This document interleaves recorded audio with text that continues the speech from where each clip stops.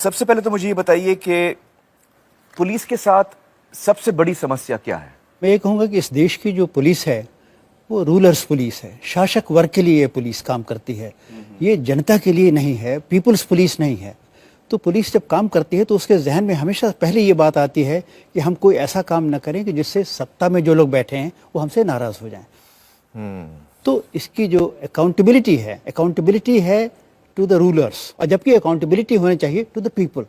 और चूंकि ये कमजोरी है पुलिस में, उसका क्या परिणाम होता है? हाँ। जो कमजोर वर्ग के लोग हैं, अभी आपने दिखाया औरतों पे, बच्चों पे, जो गरीब तबके हैं या जनजातियों पे, ट्राइबल्स पे, पुलिस उनके खिलाफ जरूरत से ज्यादा बल प्रयोग करती है। तो मुझे बताइए कि जो लोग सत्ता में होते हैं, सत्ताधारी होते हैं, वो किस तरह से कंट्रोल करते हैं पुलिस को, कैसे कंट्रोल करते हैं? अनेकों तरह से आप इसे देख सकते हैं। पोस्टिंग्स में, ट्रांसफर्स में, प्रमोशंस में, किसी आदमी को गिरफ्तार किया जाए न किया जाए, किसके खिलाफ चार्जशीट लगाओ न लगाओ, केस को रफा दफा कर दो। तो जब आप सत्ता में बैठ गए तो हम आपके गलत काम में हम भी भागीदार हो जाते हैं। हमें बजाय इसके कि आपको हथकड़ी पहनाए, हमें आपको सैल्यूट करना पड़ता है। आज वफादारी का कॉन्सेप्ट ये हो गया है कि आप हमारे प्रति वफादार हों, हम चाहे सही काम करें या गलत काम करें। ये वफादारी की नई परिभाषा हो गई है। तो अगर आप हमारे प्रति वफादार हैं, फिर आप कितने भी बेईमान हों, आपको हम अच्छी पोस्टिंग दे देंगे जी। तो इसका डाउन द लाइन डिसिप्लिन पे, मोरल पे असर पड़ता है, बहुत बुरा असर पड़ता है। तो हर रैंक पे लोगों ने अपने अपने राजनीतिक हस्तियों से कहीं ना कहीं लिंक जोड़ रखा है। और जैसे हमारा एक अधिकारी है, मैं सब इंस्पेक्टर हूँ, ये पुलिस अधीक्षक हो, तो ये साहब कुछ कहते रहे, अगर हमको नहीं सूट करता तो हम उसको नहीं फॉलो करेंगे, हम एमएलए साहब के पास चले गए।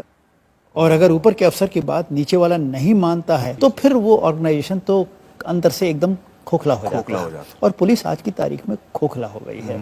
पुलिस तो ऐसा है, एक आम की गुठली की तरह है जिसका सारा गूदा भी चूस लिया है, रस भी निचोड़ लिया है, बस केवल गुठली बच गई है। पॉलिटिशियंस में, क्रिमिनल्स में, पुलिस में, ब्यूरोक्रेसी में, इस सब का एक नेक्सस बन गया है।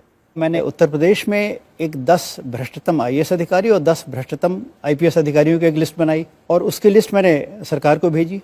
और मैंने कहा कि अगर आप इस पे आप जांच करें तो मैं सपोर्टिंग एविडेंस देने को तैयार हूं। तो क्या कहा? कोई जवाब नहीं आया। वो तो तकिए के नीचे दबा के सो गए। और बल्कि एक अधिकारी ने फिर मुझसे मजाक में ये कहा कि सिंह साहब, आपकी लिस्ट का सरकार को बड़ा फायदा हुआ। मैंने कहा क्या मतलब? उनको तो ऐसे लोगों की जरूरत है। तो आपने छांट दी।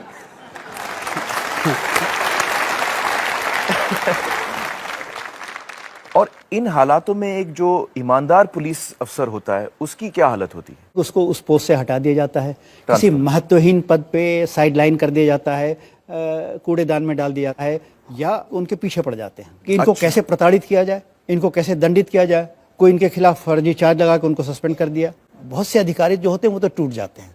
वो कहते हैं बाजा ऐसी ईमानदारी से। इससे अच्छा तो जो गंदी नाली बह रही है, इसी बहती गंगा में हम भी हाथ धोएं और इसी तरह हम भी काम करते चलें। प्रकाश जी, सन 1996 में 1996 में आपने एक पीआईएल फाइल किया था सुप्रीम कोर्ट में, जिसमें आपने ये मांग की थी कि जो पॉलिटिशियंस का शिकंजा है, जो इंटरफियरेंस है पुलिस के काम में, उसे खत्म किया जाए। उस केस का क्या हुआ? नहीं, केस तो मैं एक तरह से जीतना ही कहा जाएगा, क्योंकि सुप्रीम कोर्ट ने मेरी सारी बातें मान ली। 2006 के 22 सितंबर को सुप्रीम कोर्ट ने एक ऐतिहासिक निर्णय दिया। क्या निर्णय? मैं संक्षेप में बता दूं।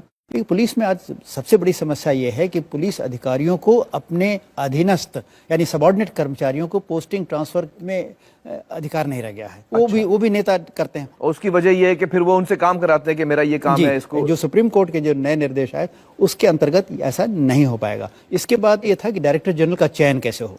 अभी आज की तारीख में यह है कि भाई किसका चयन होना, अरे वो आदमी हमारा फेवरेट है, उसको मैं दिन को रात कहूंगा तो वो कहेगा हाँ हुजूर ये तो बिल्कुल रात है, जिसको कहूंगा उसको वो फंसा देगा और भाई पैसे भी थोड़ा देता रहेगा। हाँ, मैंने कहा ये खत्म होना चाहिए। कौन लोग डायरेक्टर जनरल बनने के लिए उपयुक्त हैं, इसकी लिस्ट बनाएगा यूनियन पब्लिक सर्विस कमीशन योग्यता के अनुसार। अब मुख्यमंत्री महोदय को उन्हीं 3 में से एक को चुनना पड़ेगा जी। तो इस तरह 7 ये सुप्रीम कोर्ट के निर्देश थे जी। तो पुलिस पे राजनीतिक नियंत्रण तो होगा परंतु शिकंजा नहीं होगा जी। तो ये ऑर्डर जो है ये सारी राज्य सरकारों को भेजा गया होगा, क्योंकि राज्य सरकारें इस पर फैसले ले सकती हैं। मैं लोगों को बता दूं कि पुलिस जो है वो एक स्टेट इशू है और सिर्फ राज्य सरकारें ही इस पर कदम उठा सकती हैं। तो उन्होंने क्या कदम उठाया इसके बाद? उन्होंने तो कह दिया नहीं नहीं हम आपकी बात से सहमत हैं, हम इसको लागू करेंगे। पर कागज पे तो कह दिया है, पर जमीन पे अभी कोई परिवर्तन नहीं हुआ है। मतलब वो एक सुप्रीम कोर्ट के आदेशों के कंप्लायंस का स्वांग ड्रामा कर रहे हैं, नाटक कर रहे हैं। इनके खिलाफ फिर वो सुप्रीम कोर्ट इनकी मॉनिटरिंग कर रहा है। तो उन्होंने एक जस्टिस टॉमस हैं, उनके नेतृत्व में एक कमेटी का गठन किया। कमेटी ने ये रिपोर्ट दी और उन रिपोर्ट के शब्द ये हैं कि we are dismayed by the total indifference of the states to the compliance of Supreme Court directions. मतलब ये कि ज्यादातर राज्यों ने सुप्रीम कोर्ट के आदेशों का पालन नहीं किया।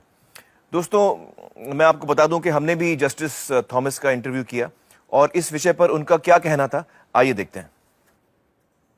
One directive which no state had implemented and no state agreed to implement. एक निर्देश है जिसे किसी भी राज्य ने ना लागू किया और ना करने की तैयारी दिखाई कि एक स्वतंत्र समिति बनाए जो पुलिस के तबादले और प्रमोशन का निर्णय ले।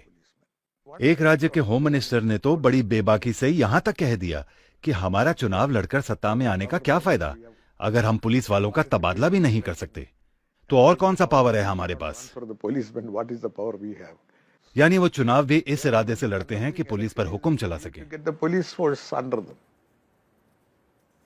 यकीनन ये बड़े दुख की बात है कि हमारे सुप्रीम कोर्ट के इस फैसले का इस तरह से उल्लंघन किया जा रहा है। दोस्तों, यहां पर मेरा आप सबके लिए एक सवाल है, क्या आप चाहते हैं कि हर राज्य सुप्रीम कोर्ट के इस ऑर्डर का पूरी ईमानदारी से पालन करे और अपने अपने राज्यों में पुलिस सुधार ले आए? अगर आपका जवाब हां है, आपके समर्थन को अलग अलग राज्य सरकारों तक पहुंचाने की जिम्मेदारी हमारी है।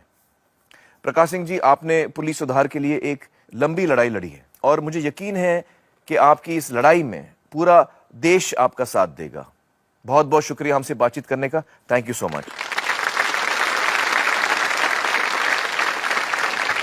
लाल चड्डी पहन के आना, सुपरमैन वाली, वो वी शेप्ड वाली, वी फॉर विक्टोरिया। फूल पत्ती वाला शर्ट पहन के आना। और चट्टी चट्टी उसका क्या, वो तो उधर नहीं है ना। Strawberry flavour, banana flavour. मुझे रिप्ड पसंद है, 4 लाना। सपनों का कारोबार, हमदर्दी बेशुमार।